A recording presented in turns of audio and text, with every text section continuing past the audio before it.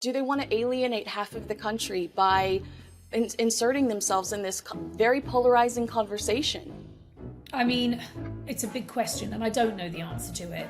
But I think they have proven to be just as divisive across the pond as they are over here.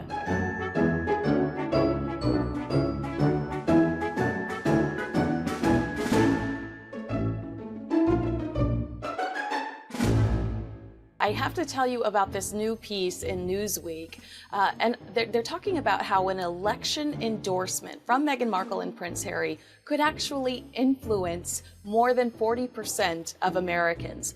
I mean, it's kind of that sentence right there makes it sound like, I think your first instinct is that 40% of Americans would agree or disagree with Prince Harry or Meghan Markle, but it actually breaks down almost evenly. 21% said they would be more likely to vote for a candidate endorsed by the Sussexes compared to 20% who said that they would be less likely. The others really had no opinion about it. But these are two people that we know politics are on their mind. We know that they are heavily invested in this news cycle.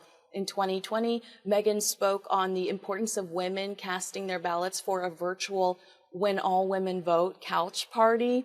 I don't know if you remember this, but there were multiple big-wig Democrats involved in this. I believe it was Hillary Clinton, Stacey Abrams, Kamala Harris, just a lot of familiar faces when it came to the Democratic Party at the time. She spoke on the importance of women using their voice, the high stakes of the election, which I'd say she probably thinks this election is just as high stakes, and honoring those who came before us and who will come after us when we head to the voting booths. We know that Meghan has been vocal of her criticism of Donald Trump, though at one point she actually befriended his daughter Ivanka, that she talked about her on the TIG very lovingly. She's spoken out against Trump before meeting Prince Harry, and then Prince Harry spoke negatively about him when he accidentally took that phone call by Russian pranksters posing as Greta Thunberg. So we know neither one of them are necessarily fans of Donald Trump. And when they campaigned in America in 2020, not for a specific candidate, but to vote, they did say change is what we need, change is what we deserve, which people felt like alluded to the pair saying, let's move away from President Donald Trump at the time. This is a very sticky situation. Katie, I wonder if it would be important to Meghan to have a voice in this particular election. I know she spoke 75 days out in 2020, so we still have plenty of time before we head to the polls in November. But do they want to rock the boat? Do they want to alienate half of the country by inserting themselves in this very polarizing conversation? I mean, it's a big question, and I don't know the answer to it. But I think they have proven to be just as divisive across the pond as they are over here. They're very controversial. It was like they seem to be like Marmite, and they really do divide people.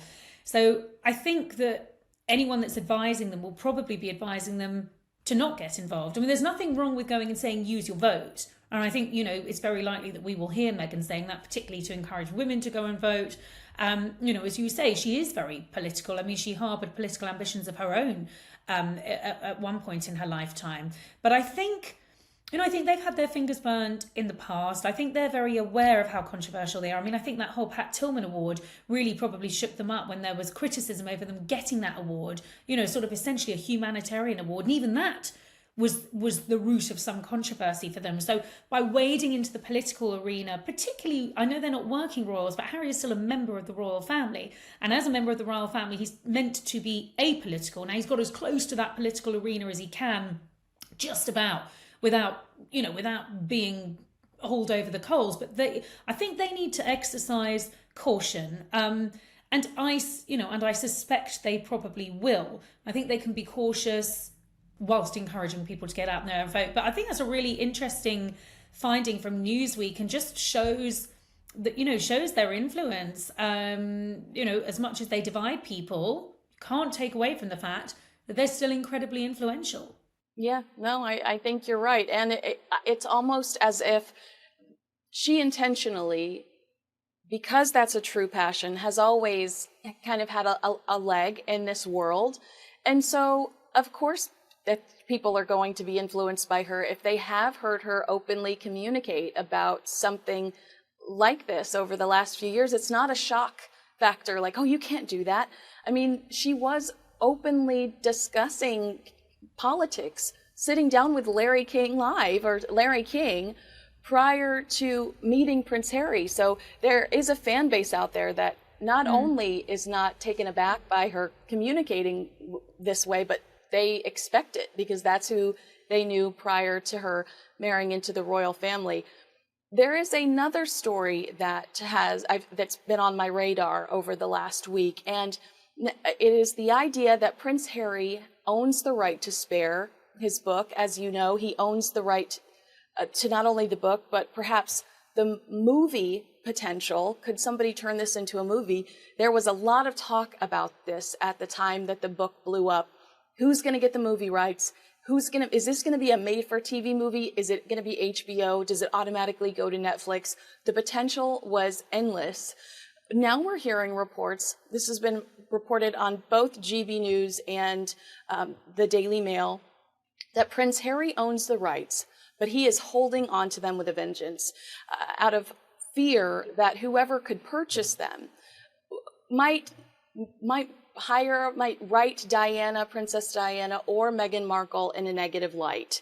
Have you heard something similar? I guess I have a bigger question for you in regards to this, but have you heard something similar? What is your initial reaction? I've heard the rumours, and I have to say that I think that's probably one of the best, most sensible decisions Prince Harry has made, to hold on and retain those movie rights, because had he sold them, and he'd probably have got a huge amount of money for doing so, he's lost total control. If anyone was able to make a film version of that, I mean, you know, it doesn't really even bear thinking about, to be honest, Kinsey. And I think it goes far beyond just how Meghan might be portrayed, how Diana might be portrayed. I mean, imagine the huge potential for even more damage to be done between his relationship between him and his stepmother, Camilla, between him and his father, between him and his brother.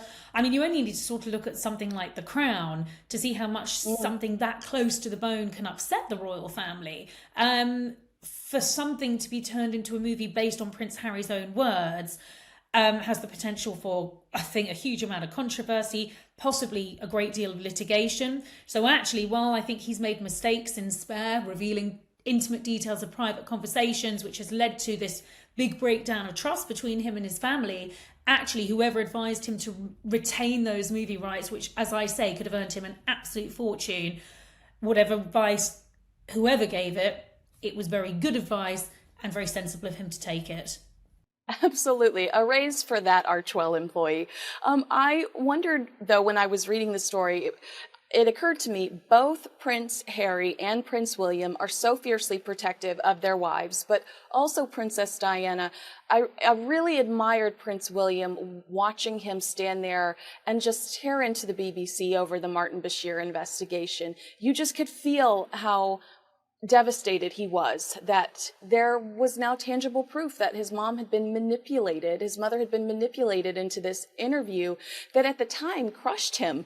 You know, it crushed him to have to sit there and have classmates discussing this and to have the world discussing this very revealing interview that she had done with Martin Bashir. And then we see Prince William protecting the Princess of Wales throughout this cancer battle. We see Prince Harry, you've been quoted all over the place when we did our interview about how physically you can tell Prince Harry protects Meghan Markle sometimes when they're photographed together. That PDA is not just love, but it's also security. Where did these boys learn this? Do you think that this is something they taught each other? Because in the book Spare, if you read Diana, Her True Story, you hear a message that Diana was all alone and that she didn't have anybody to protect her. So do you think that this is a characteristic that these two brothers developed together out of seeing that lack of protection for their mother? Yes, I mean, I think, William was obviously far more aware of it than Harry was because of the age difference between them.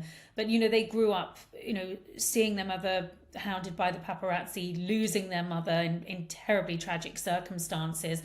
and I suppose as they got older, understanding that more and knowing that when it came to their own wives, they wanted to be able to protect them in a way that they obviously felt their mother hadn't been protected. And, we've seen that with William. He's written various pretty strong letters to editors over the years, particularly thinking about his courtship with, as she then was, Kate Middleton, making it very clear that he wasn't going to tolerate any sort of intrusion when she was photographed topless, and those pictures appeared on the cover of Closer magazine in France.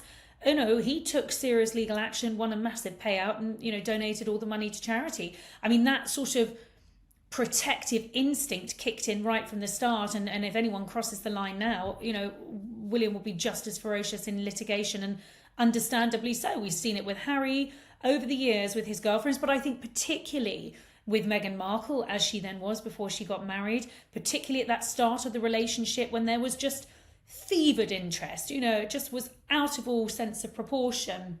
And I think this is these men wanting to protect their, at the time, girlfriends, and then now wives. And I think it's that same protective instinct that kicks in with their children. And I think you're right. I think it's down to what they saw their mother experience, but also down to what they experienced as children. When everything from their, losing their first tooth to taking their first steps to whatever it might have been was chronicled in the media in this sort of omnipresent lens on their lives. We talk about that goldfish bowl of royalty. That's why William left Kensington Palace, to get away from that. It's why Harry left the country, to escape that. It's a gilded cage.